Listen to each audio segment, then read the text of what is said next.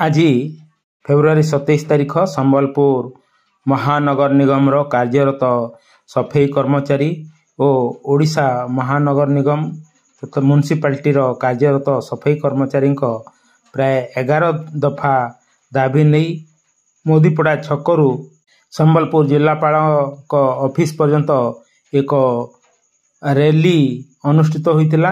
ର୍ୟାଲିରେ ବିଭିନ୍ନ ସଫେଇ କର୍ମଚାରୀମାନେ ଯୋଗ ଦେଇ ସେମାନଙ୍କର ଦାବିକୁ ସ୍ଲୋଗାନ ଆକାରରେ କହି ଯାଇଥିଲେ ଏବଂ ତାଙ୍କର 11 ଦଫା ଦାବି ଜିଲ୍ଲାପାଳଙ୍କୁ ପ୍ରଦାନ କରିଥିଲେ।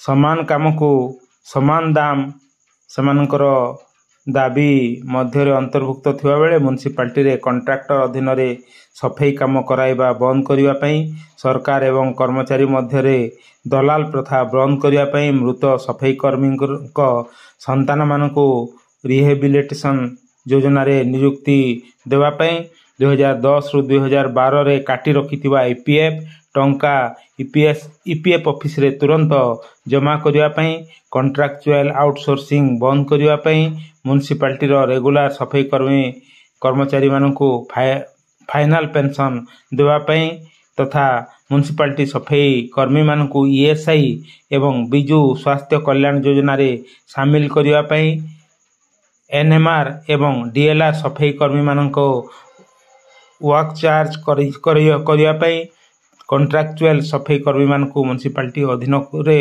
ରଖିବା ପାଇଁ ତଥା ଏଚ୍&ୟୁଡିର ହାଉସିଂ ଆଣ୍ଡ ଅର୍ବାନ ଡେଭଲପମେଣ୍ଟ ଅଧୀନସ୍ଥ ଅନ୍ୟ ବିଭାଗ ପରି ମ୍ୟୁନିସିପାଲିଟି ୱାର୍କ ଚାର୍ଜ ଏନ୍ଏମ୍ଆର୍ ଡିଏଲ୍ଆର୍ ମାନଙ୍କୁ ଖାଲି ଥିବା ପଦବୀରେ ସ୍ଥାୟୀ କରିବା ପାଇଁ ସେମାନେ ଦାବି କରିଥିଲେ।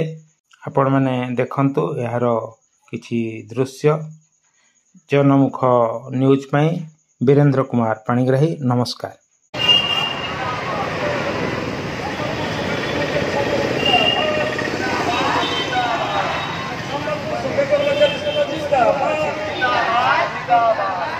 ସମ୍ବଲପୁର ସଫେଇ କର୍ମଚାରୀ ମେହେନ୍ତର ସଂଘ ଜିନ୍ଦାବାଦ।